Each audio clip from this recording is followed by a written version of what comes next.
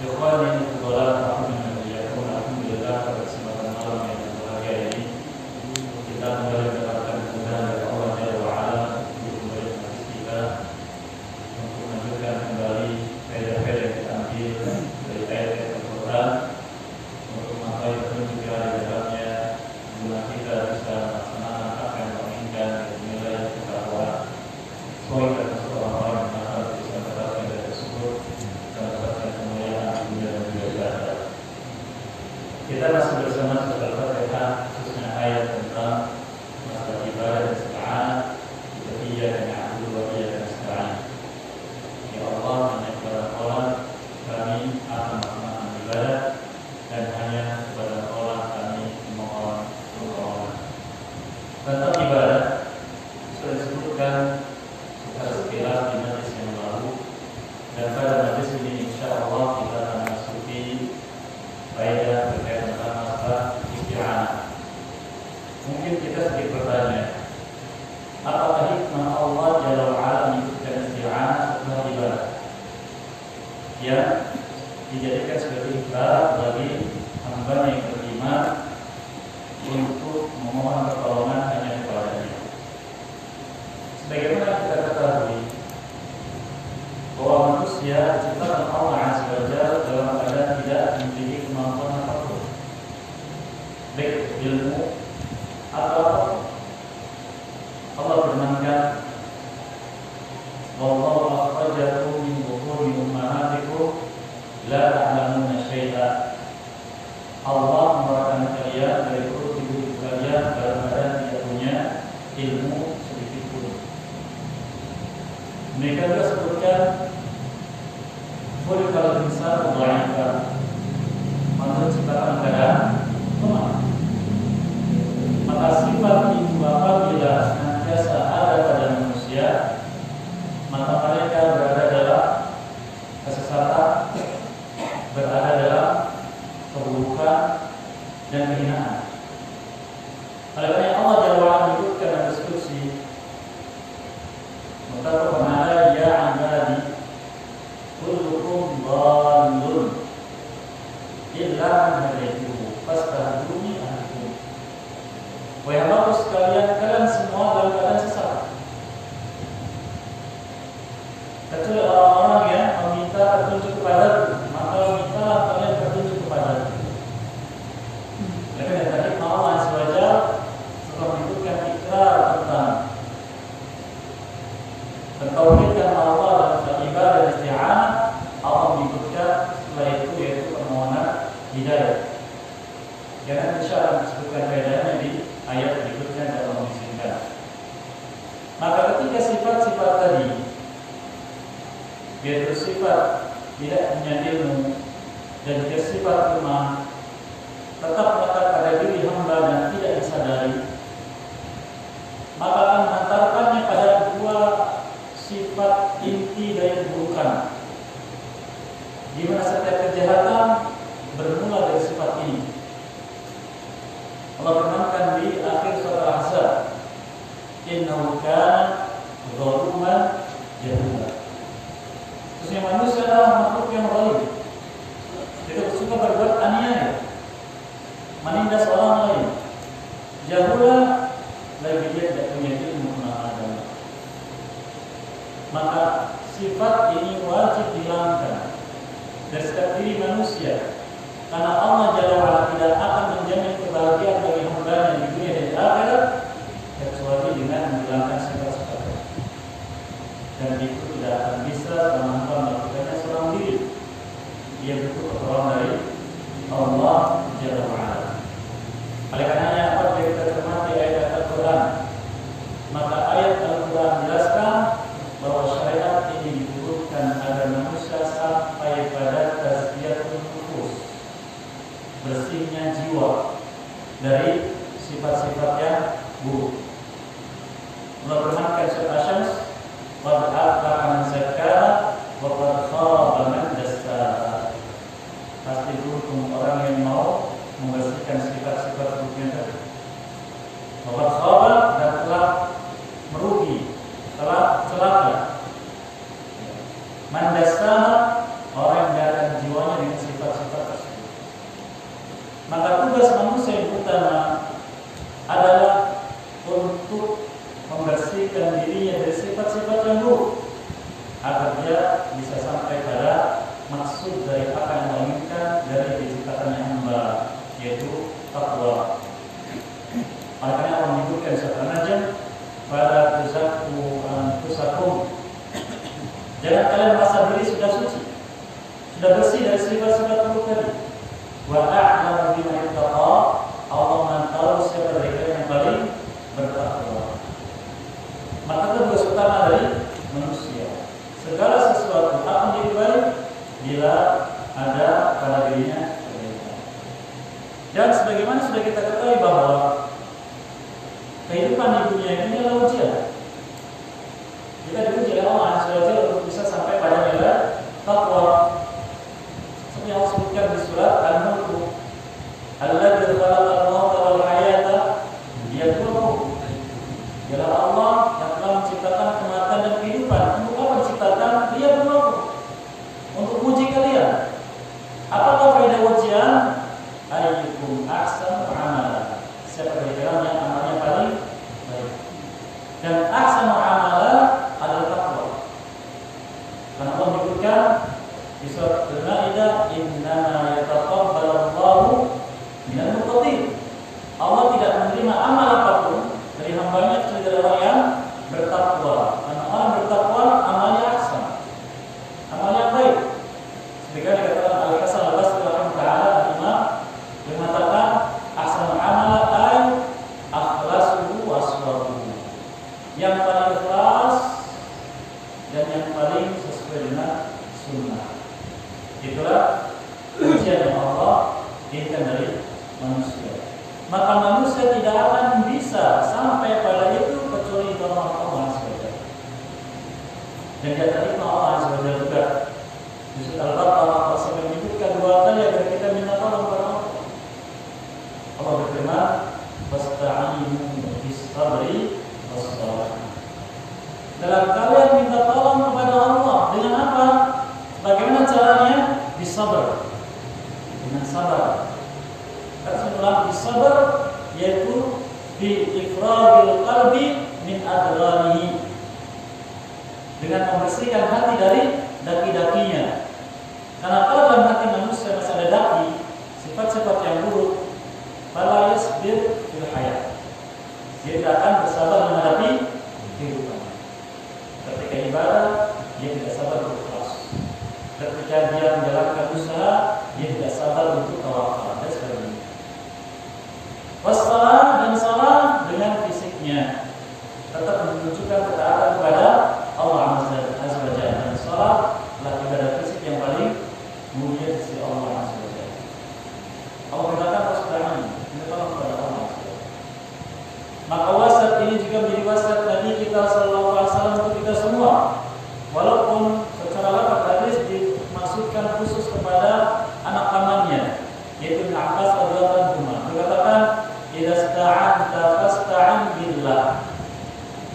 Jika engkau minta tolong kepada Allah. Di sini pertanyaannya, minta tolong dalam hal apa? Dalam hal apa minta tolongnya? Bukan minta tolong ketika menghadapi musuh, bukan. Kalau minta tolong menghadapi musuh, yaitu lafaznya beda lagi. Allah firmankan surat Muhammad SAW, Allah menyebutkan, "In tansurullah yasurkum." Jika kalian menolong agama Allah, Allah akan menolong kalian. Nasr, yaitu istansor. Tapi ini isti'anah, maka berbeda tentunya. Maka isti'anah pada Allah Azza wa Jalla adalah dalam rangka menunaikan tugas dalam kehidupan ini ketika menghadapi ujian, bukan menghadapi musuh. Maka masing-masing kita perlu tahu apa saja ujiannya.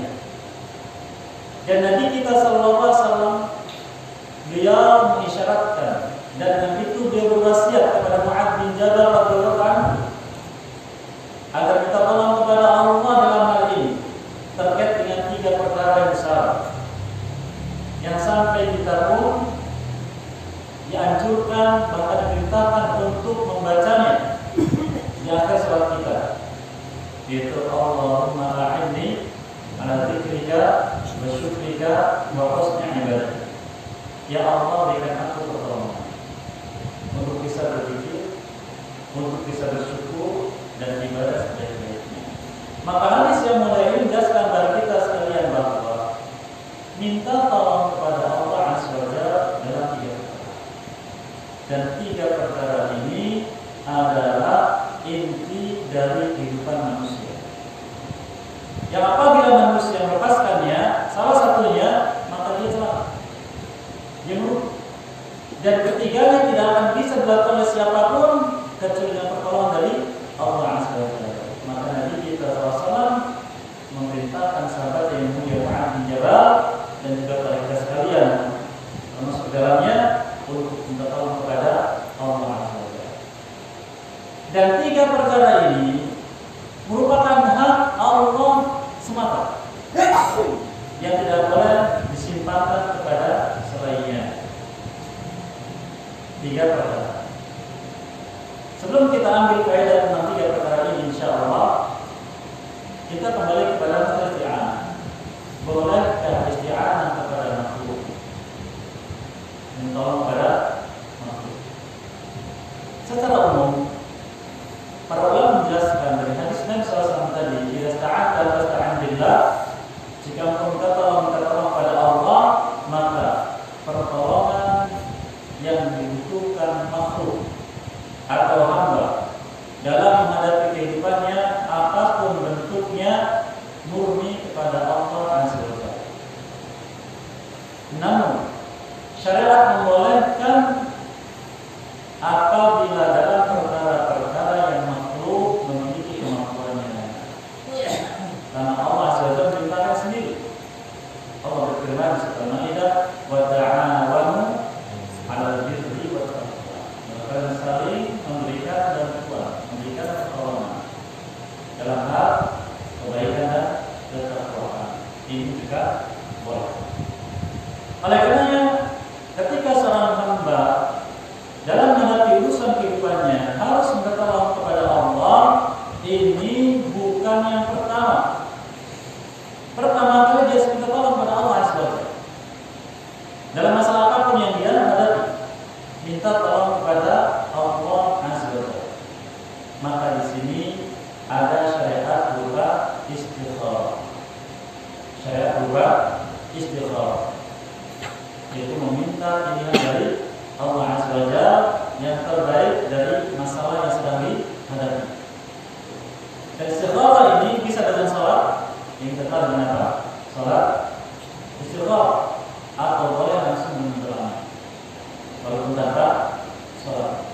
Dan ini mandu, yaitu sangat dianjurkan bagi siapapun yang membutuhkan pertolongan Allah agar diberikan sesuatu yang terbaik untuk istikharah pada Allah Subhanahu wa taala. Dan istikharah bukan hanya untuk orang yang ingin menikah, bukan hanya untuk yang ingin menikah, tapi dalam segala urusan. Baru setelah itu kepada makhluk, kepada manusia yang mereka memiliki kemampuannya. Oleh karena dalam minta tolong kepada makhluk, sebagai telah menjelaskan, harus ada beberapa hal yang diperhatikan. Yang pertama, bahwa kemampuan makhluk itu adalah karunia dari Allah Azza wa Jalla. Yaitu dia bisa menolong kita bukan karena kemudian dia punya kemampuan, tidak, tapi karunia dari Allah Azza wa Jalla. Dan kita melaksanakannya dalam gerakan wasilah, yaitu sarana yang dianjurkan. Karena syarat ini ditetapkan oleh Allah Azza wa Jalla dengan sebab. Segala sesuatu yang akan dilakukan itu dengan sebab, dan tidak mungkin tanpa sebab. Yang kedua, meyakini bahwa apabila mendapatkan apa yang diinginkan dengan pertolongan hamba tersebut, maka ini karunia dari Allah juga. Sehingga kita bersyukurnya, berterima kasihnya bukan pada dia pertama kali, pada siapa? kepada Allah dan ucapkan alhamdulillah. Kemudian baru kepada yang menolong kita, jazakallahu khairan. Atau doa semisalnya. Nabi kita menyebutkan sallallahu la yashkurullah man la yashkurun nas. Tidak dikatakan bersyukur kepada Allah orang yang tidak bersyukur kepada manusia. Itu ada yang diajarkan Nabi kita sallallahu alaihi wasallam. Yang ketiga,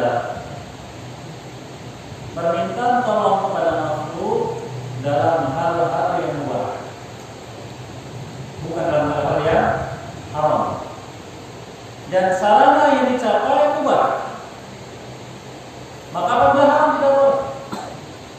Seperti kita contohnya minta tolong pada seorang dalam satu urusan, lalu diusulkan melakukan sesuatu yang haram seperti suap dan semisalnya, maka tidak boleh. Karena Allah melarangnya. Allah berfirman, "Wala ta'awanu 'alal itsmi wal 'udwan." Jangan minta tolong dalam perkara-perkara yang bernilai dosa atau bermusuhan kepada Allah. Bernilai dosa, perbuatan berbuat maksiat. Permusuhan kepada Allah itu perbuatan-perbuatan yang Allah menganggap pelakunya menantang Allah SWT. Apa contohnya? Riba. Allah firmankan kepada Al-Baqarah, pada pelaku riba, fa'dhalu bihablin minallah wa rasulihi. Umumkan pada mereka perang dengan Allah dan Rasulnya. Ini beberapa hal yang perlu diperhatikan. Dan ini bukan hanya kepada sesama manusia, masuk kepada hewan. Lagi dibolehkan kita menjadikan hewan-hewan sebagai kendaraan. Dibolehkan bahkan mengambil anjing sebagai hewan untuk berburu atau untuk berjaga dan semisalnya dalam perkara-perkara yang mubah. Dalam perkara yang haram maka tidak boleh dilakukan. Ini terkait dengan isti'anah pada makhluk. Lalu boleh kita isti'anah kepada makhluk yang tidak terlihat, yaitu bangsa jin. Terkait dengan masalah ini bukan hanya terkait dengan bangsa jin, tapi secara umum. Syarat isti'anah pada makhluk diperbolehkan. Terkait dengan makhluk tersebut, yang pertama bahwa makhluk tersebut hadir, ada. Baik ada secara wujud atau secara makna. Secara makna walaupun jauh, tapi dia bisa dihubungi.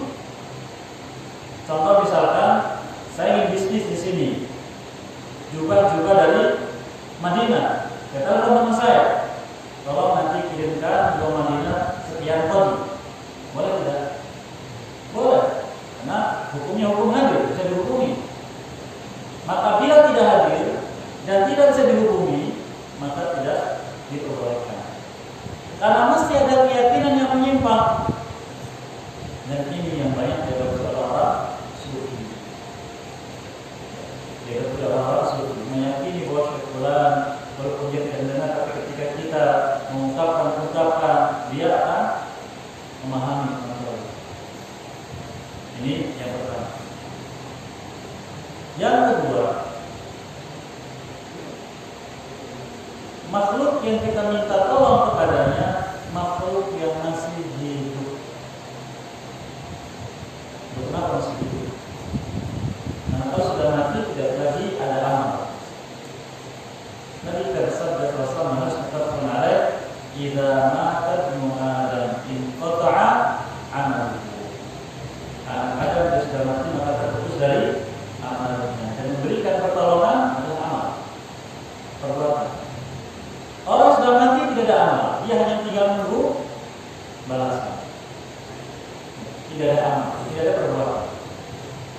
Yang kedua, yang ketiga, makhluk tersebut punya kemampuan terkait dengan kita minta tolong kepadanya, punya kemampuan. Apapun kemampuannya terkait dengan apa yang kita minta tolong. Maka bila tidak punya kemampuan, maka batal isti'anahnya. Dia diperbolehkan. Seperti contohnya, ketika kita ingin memindahkan mimbar ini dari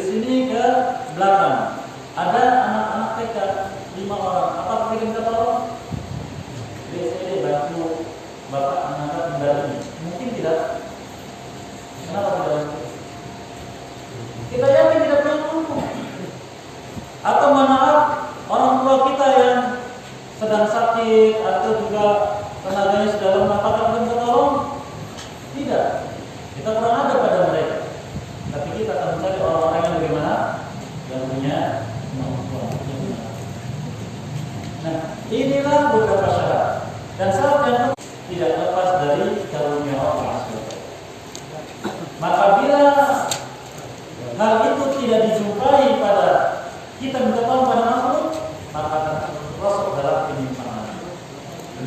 Oleh karena tidak aneh ketika ada orang datang ke kuburan, datang ke tempat tertentu, minta tolong kepadanya agar dipatang rezeki, didatangkan jodoh dan semisalnya. Ini bentuk isti'anah. Maka isti'anah pada makhluk ini bentuknya. Ada isti'anah pada Allah Azza wa Jalla, maka mutlak tanpa batas dalam hal apapun. Oleh karenanya para ulama menjelaskan isti'anah kepada Allah, orang yang beristi'anah kepadanya harus tertanam dalam hatinya beberapa hal. Yang pertama, adanya thiqah billah bi anna qadirun ala dzalik. Ada keyakinan yang penuh kepada Allah bahwa Allah mampu melakukan hal tersebut. Tidak ada yang bisa menghalangi. Karena pada kita baca akhir ayat Al-Quran sering mengulang innallaha ala kulli syai'in qadir. Kalimat semacam ini sebenarnya Allah mampu melakukan segala sesuatu. Ini bukan sekedar penutup ayat bukan. Tetapi di sana ada isyarat dari Allah Azza wa Jalla bahwa Allah zat yang qadir atas segala sesuatu. Maka minta tolonglah kepada Allah dan jangan pernah ragu dengan kemampuan Allah Azza wa Jalla. Ada tatanan kita. Yang kedua, minta tolong kepada Allah Azza wa Jalla dengan perkara yang mubah atau disyariatkan bahkan, bukan dengan perkara-perkara yang baru atau mengada-ada atau apalagi bentuk kesyirikan dan maksiat. Tidak. Justru itu menghalangi pertolongan dari Allah Azza wa Jalla. Ini yang kita sebutkan bahwa minta tolong seseorang kepada sesuatu masuk pada Allah Azza wa Jalla karena meyakini bahwa zat tersebut memiliki kemampuan yang tidak dimiliki oleh siapapun. Maka kita tolong kepada. Dan apa disimpangkan kepadanya makhluk syirik. Yang kemudian takut kepadanya, terbarat kepadanya, maka penyimpangan. Jadi yang kedua, dengan sesuatu yang mubah atau bahkan disyaratkan dan tidak dengan sesuatu yang mengandung kemaksiatan atau syirik kepada Allah Azza wa Jalla atau perkara-perkara yang diada-adakan atau dikenal dengan bid'ah dalam syariat. Kemudian yang ketiga, adanya keikhlasan dalam minta tolong kepada Allah murni. Tidak ada unsur apapun. Mereka mesti sebagai ikhlas dari Allah Azza wa Jalla, kepada makhluknya untuk minta tolong kepada Allah Subhanahu wa Ta'ala. Dan ini berlaku di urusan dunia, urusan akhirat. Dan Nabi kita SAW mengisyaratkan dalam hadis yang tadi disebutkan,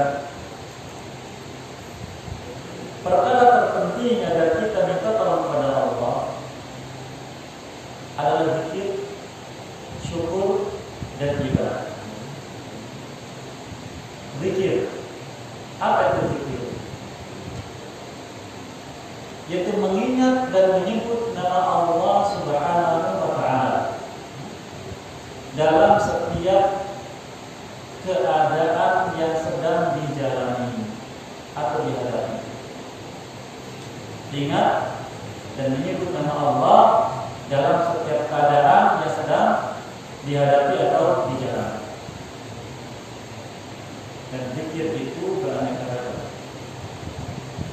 Oleh karena kalau kita cermati zikir-zikir yang diajarkan oleh Nabi kita SAW, ada pertama zikir terkait dengan waktu, terkait dengan tempat, terkait dengan kejadian, dan zikir yang tidak terkait dengan apapun. Maka barang siapa bisa berzikir kepada Allah, maka dia mendapatkan kemuliaan. Allah Ta'ala menyebutkan surat Al-Baqarah sebagai perintah, fadhkuruni azkurkum. Wahai orang beriman, berzikirlah kalian kepadaku, aku pasti akan menyebut nama kalian. Imam Bukhari menyebutkan dalam sahihnya tentang keutamaan zikir. Barang siapa berzikir sambil duduk, maka aku akan menyebut namanya sambil berdiri. Barang siapa berzikir kepadaku sambil berdiri, aku akan berzikir kepada sambil berjalan. Barang siapa berzikir kepadaku sambil berjalan, aku berzikir atau menyebut namanya dengan berjalan. Dan barang siapa berzikir kepadaku di hadapan seluruh makhluk, aku akan menyebutkan namanya di depan makhluk yang lebih mulia dari mereka. Maka barang siapa senantiasa berzikir kepada Allah, namanya disebut oleh Allah di depan para malaikat. Nanti kita menyebutkan sawasan dengan Al-Bara bin Azib radhiyallahu anhu, hadis yang panjang tentang proses dicabutnya nyawa manusia, apakah itu nyawa orang beriman atau nyawa orang fasik. Kemudian disebutkan di dalamnya ketika pintu langit dibuka oleh malaikat yang membawa roh ini, ditanya mereka siapa? Maka kata Nabi SAW, apabila dia ini orang beriman, disebutkan namanya yang terbaik dan itu dikenali penduduk langit. Mengapa harus dikenal? Mengapa dia dikenal? Karena dia senantiasa berzikir kepada Allah SWT. Dan Allah buktikan, fadhkuruni azkurkum. Berzikirlah kepadaku, aku akan menyebut nama kalian. Makanya kemuliaan yang paling besar yang Allah berikan kepada hambanya, namanya dikenal di penduduk langit. Dan sebagai termasuk orang-orang yang seperti itu dan tidak akan bisa melakukannya. Maka lakukan zikir. Kita ini orang paling malas untuk berzikir, betul tidak? Mau makan saja kita lupa walaupun hanya baca Bismillah. Mau tidur pun kita lupa setelah baca Bismillah Allahumma keluar dan semisalnya.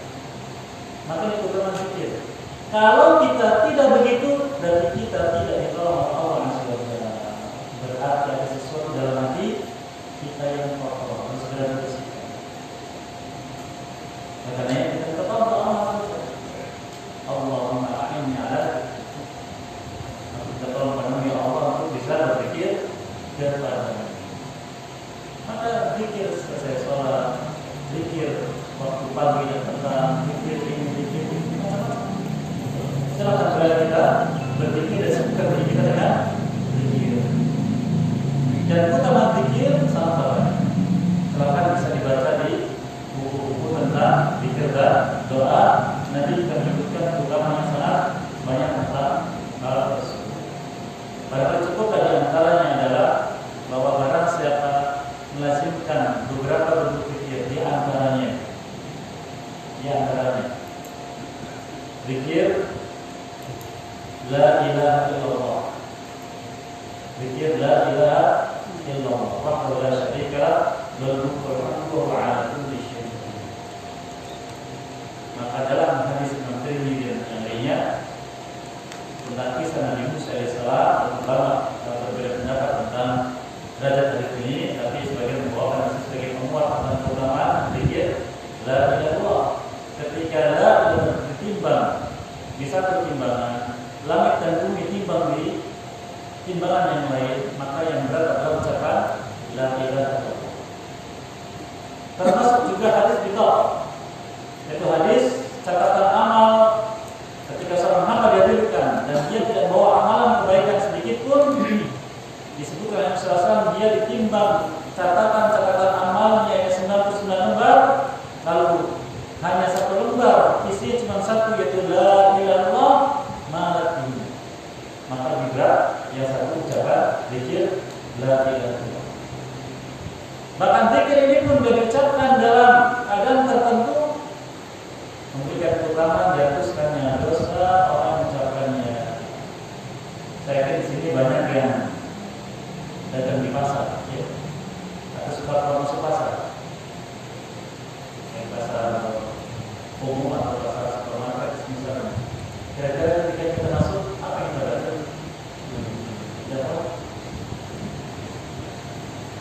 dianjurkan juga salah satu negara sampai Nabi Muhammad mengucapkan la ilaha illallah wa la syarika lah lahul mulku wal hamdu yuhyi wa yumiit wa huwa hayyun la yamut wa huwa ala kulli syai'in qadir diampuni dosanya telah lalu. Maka bacalah Al-Quran zikir-zikir dan doa yang diajarkan Rasulullah, maka kita akan semangat melakukan. Ini yang pertama. Dan kalau kita ternyata banyak zikir-zikir yang kita lewatkan, bahkan kadang sebagian kita, mohon maaf, salat jamaah selesai imam mengucapkan assalamualaikum, kita salam langsung pergi. Ya tidak? Mengapa langsung pergi? Hatinya dipenuhi dengan dunia, yang menghalangi dari zikir. Itulah contoh orang yang tidak ditolong oleh Allah dalam berzikir. Maka kita tolong Allah. Dan cukuplah barangkali kita berzikir, Allah sebutkan, memberikan ketenangan hati. Allah firmankan, ala bizikrillah tatma'innul qulub. Betul, kalau berzikir kepada Allah, hati jadi tenang.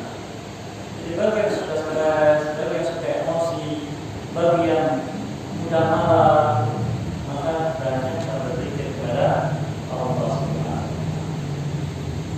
Ini pertama. Yang kedua, ala syukurnya, bersyukur kepada. Kata sebagian ulama, syukur adalah perbuatan hamba yang paling disuka dari Allah, atau disuka dari Allah, disuka oleh Allah Subhanahu. Yang apabila hamba sudah melazimi syukur, maka Allah ridho terhadap perbuatannya. Atau Allah akan ridho. Karena orang yang bersyukur, ketika dia bisa bersyukur, akan terhindar dari keburukan. Allah firmankan di surat Az-Zumar, in tashkuru yardallahu lakum. Jika kalian bersyukur, Allah ridha pada kalian. Oleh karena itu tercermin di ayat Al-Quran, tidak sedikit ayat-ayat yang menutup ayat dengan la'alakum. Bagaimana? La'alakum tashkurun. Agar kalian bersyukur, karena itulah maksud utama dari ciptaannya hamba, untuk mereka bersyukur pada Allah Subhanahu wa Ta'ala. Agar bersyukur. Bani Israel, bahkan kita baca di awal-awal surat Al-Baqarah, mereka berbuat kesalahan, bahkan kesyirikan, Allah biarkan. Allah katakan, la'allakum tashkurun, agar kalian bersyukur. Tapi mereka tidak menjalaninya, sehingga mereka dimurkai oleh Allah Subhanahu wa Ta'ala. Maka lazimilah syukur kepada Allah Subhanahu, karena itu jalan menuju ridha kepadanya. Bahkan iblis ketika dia minta tempo kepada Allah Subhanahu diusir. Dia mengatakan, wala tajidu aktsarahum syakirin.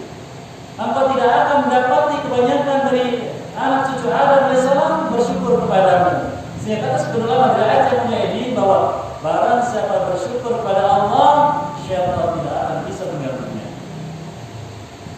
Karena dia mencoba agar hamba tidak bersyukur. Lalu apakah bentuk syukur di sini? Bentuk syukur pertama muncul dari hati, yaitu meyakini bahwa segala karunia Allah ini dapat menerima kemudahan, kenikmatan, kesuksesan, kelapangan, apapun dalam hidup. Karunia Allah saja, bukan karena siapapun. Maka ketika kaitannya itu tidak ada, akan berwujud seperti Qarun. Ketika Qarun ditanya akan harta yang berlimpah, ditanya min aina hadza ya Qarun, dari mana kau dapatkan ini Qarun? Dia kata bagaimana? Hadza min ilmin 'indi. Ini karena ilmu yang aku miliki dan bisnis. Sehingga aku bisa berkembang semacam ini. Hilang syukurnya. Karena hilang keyakinannya, maka diganti oleh Allah dengan kesombongan. Dan kesombongan mendatangkan murka Allah Subhanahu wa Ta'ala. Kemudian syukur setelah itu diikuti dengan ucapan lisan, yaitu memuji Zat yang telah melimpahkan karunia kepadanya. Yang sudah kita sebutkan di awal surat Al-Fatihah. Dan hikmahnya Allah SWT, ketika ketika kita baca alhamdulillahirabbil alamin, agar kita senantiasa ingat bahwa Allah harus senantiasa dipuji ketika kita melihat karunia yang Allah berikan sekecil apapun. Oleh karena nanti kita sholat, ketika dia sudah malam sholat dan kakinya pecah-pecah, sampai istrinya tercinta Aisyah radhiyallahu mengatakan, kata bika ya Rasulullah, fa inna Allah qad ghafara laka ma taqaddama min dzambika wa ma ta'akhkhara. Cukuplah bagimu ya Rasulullah, karena Allah sudah menjamin untukmu ampun dosa yang telah lalu dan yang akan datang. Sangat sayangnya istrinya kepada beliau. Apa jawabnya? Apa lakuna 'abdan syakur. Bukankah aku ini hamba yang pandai bersyukur? Jadi syukur itu adalah dengan melakukan apa yang Allah suka. Jadi ketika kita mendapatkan kemudahan dalam ini, kemudahan dalam itu, sudahkah diri dengan ketaatan? Kalau belum, syukurnya belum sempurna. Allah berfirman di akhir surat Al-Lail tentang sifat orang bertakwa yang di dunia diberikan berlimpahan nikmat. Ketika Allah menyebutkan wasal jannah wal atqa, akan jauhkan orang bertakwa dari api neraka. Siapa mereka? Alladzi yu'ti malahu yatazakka, yang dia diberi limpahan harta tapi digunakan untuk yatazakka, yaitu berbagi dengan orang lain, baik zakat atau sedekah. Wa ma li ahadin 'indahu min ni'matin tujza, dan tidak seorang pun ketika di dunia dilimpahkan nikmat yang berlimpah, di akhirat nanti juga mendapatkan balasan yang berlimpah juga. Siapa yang akan diberi? Illa ibtigha'a wajhi rabbihil a'la, yaitu orang-orang yang menggunakan nikmat tadi ibtigha', mengharapkan ru'yatu wajhillah al-a'la, berharap bisa melihat wajah Allah dan nikmat tinggi nanti di akhirat. Apa kata Allah? Wala sawfa yarda, dengan itu Allah akan ridha padamu. Jadi syukur itu bentuknya adalah menggunakan nikmat di jalan ketaatan kepada Allah. Oleh karena itu juga salah, beliau walaupun sakit dan beliau oleh sebagian sahabatnya dan ditanya keadaannya, kejawab beliau, alhamdulillah ala kulli hal. Sebab itu juga Allah berkata, apapun. Karena walaupun saat ini sakit, itu sakit masa ada nikmat yang lebih besar. Maka jadikanlah syukur sebagai bagian dari hidup kita, agar kita mendapatkan keridhaan dari Allah SWT. Dan yang terakhir, wa husni ibadati, dan ibadah dengan sebaik-baiknya. Ibadah yang baik, Bapak menjelaskan bila memenuhi 5 kriteria. Dikatakan ibadahnya baik, silakan ibadah kita sudah baik itu. Ya, terima. Yang pertama, ibadah dilakukan karena iman kepada Allah. Dan yang kedua, ibadah dilakukan karena ilmu. Yang ketiga, ibadah dilakukan karena ikhlas. Yang keempat, ibadah dilakukan karena ittiba'. Apa ittiba'? Itu contoh. Dan yang terakhir, ini puncak, ibadah dilakukan karena ihsan. Kata Ustaz, anta'budallah karena ta'ala dalam tertentu ihsan itu kau ibadah kepada Allah karena kau lihatnya, jika tidak maka Allah. 3 perkara yang terpenting dalam hidup ini, sehingga kita tidak akan bisa melakukannya kecuali dengan pertolongan dari Allah SWT, dan kita akan senantiasa ditolong padanya. Wassallallahu alaihi wasallam di akhir surat kita dan mengatakannya, Allahumma a'inni ala dzikrika wa syukrika wa husni ibadatik. Semoga menjadikan kita tolong bisa melaksanakan kegiatannya dan juga bisa mengamalnya dan dimaafkan kesalahan kita dan ini. Terus sekalian jika Alhamdulillah wassalamualaikum warahmatullahi wabarakatuh. Kita sampaikan nanti soal. Baik, Bapak Ibu, silakan bertanya. Ya. Ketika ada seseorang mendapatkan pertolongan dari Allah yang cukup besar, dan dosa, ini dia punya. Nah, dia itu ada anggapan gini tadi, ini dari Allah, cuma dia ngerasa amal apa, apakah mereka amal saya melakukan satu istimewa sehingga dapat kepada Allah, atau bisa jadi doa ibu dari saya, dari orang tua saya, doa atau amal apa yang menyebabkan saya seperti itu. Nah itu salah nggak kan? Soalnya ada seperti itu. Kemudian yang kedua mengenai amal yang diterima. Ini dia lewat. Nah ketika setelah ibadah tiba-tiba setelah menggoda ada ujub. Wah, apakah amalnya rusak tergila atau gimana? Baik, Bapak Ibu. Yang pertama terkait tentang masalah seseorang mendapatkan ilmu yang besar, maka itu tidak dikaitkan dengan amal apapun. Namun seperti yang disebutkan tadi bahwa segala sesuatu yang merupakan nikmat karunia murni pemberian dari Allah SWT.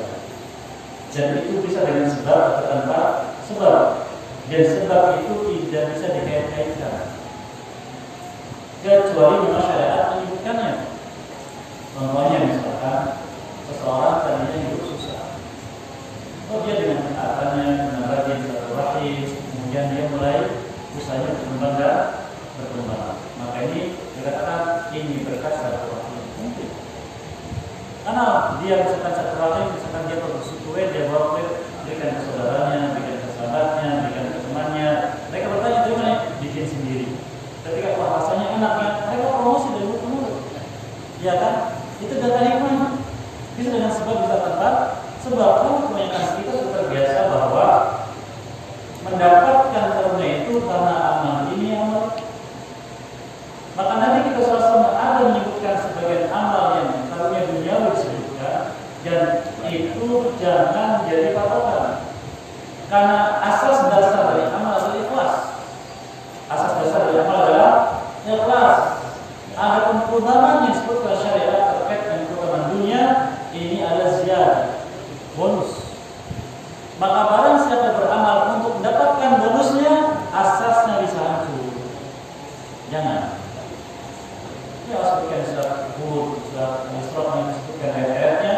Maka barang siapa beramal untuk dunia, Allah akan menghapuskan dari pahala tersebut. Maka jalan dengan ikhlas lagi. Adapun apabila kita mendapatkan keutamaan duniawi dengan sebab amal tersebut seperti disebutkan tadi, kita salahkan keutamaannya, maka bersyukur. Dan jangan buruk, jangan terpelihara syaitan, karena syaitan itu menggoda manusia dengan dua cara. Yang pertama agar tidak bersyukur, yang pertama agar tidak ikhlas dalam ibadah. Allah firmankan di akhir surat Luqman, "Fala taghurrannakumul hayatud dunya wa la yaghurrannakum billahi ghurur." Jangan kalian terpedaya oleh dunia sehingga engkau bagaimana? Jauh dari ketaatan. Tidak bersyukur kepada Allah dan dunia tersebut.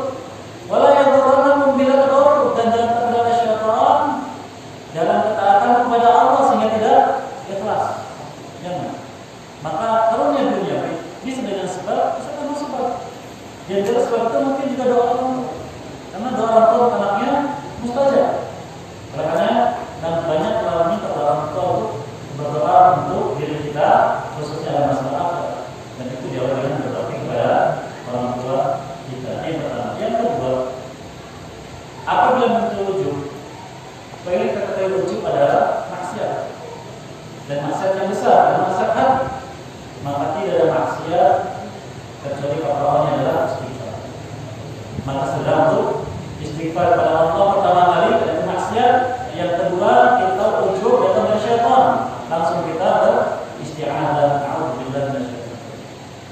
Akan contohnya bahwa As-Siddiq radhiyallahu anhu ketika beliau dipuji oleh sebagian orang akan keadaan beliau yang adil dalam memimpin manusia, banyak permasalahan yang manusia, dipuji berkata, Allahumma la tu'akhidhni bima yaqulun waj'alni khairan mimma yadhunnun waghfir li mimma la ya'lamun. Ya Allah, ampuni aku. Ya Allah, jangan adab aku dengan sebab ucapan mereka. Kenapa dia adab? Karena dia adab. Dan jadikan aku lebih baik daripada mereka, sifatkan aku seperti itu. Dan ampuni dosa-dosaku yang mereka tidak mengetahui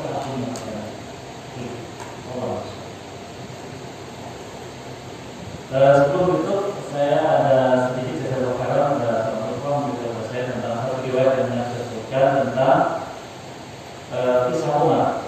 Karena kisah ini masyhur, banyak dibawakan baik dalam tulisan atau drama, dan saya diminta untuk coba mengkaji kembali. Saya dapati riwayatnya jalan. Maka saya pribadi mohon untuk Allah belajar terkait dengan surat tersebut, dan semoga Allah mengampuni kita semua. Mohon maaf. Demikian Muhammad wa ala alihi wa sahbihi wa sallam.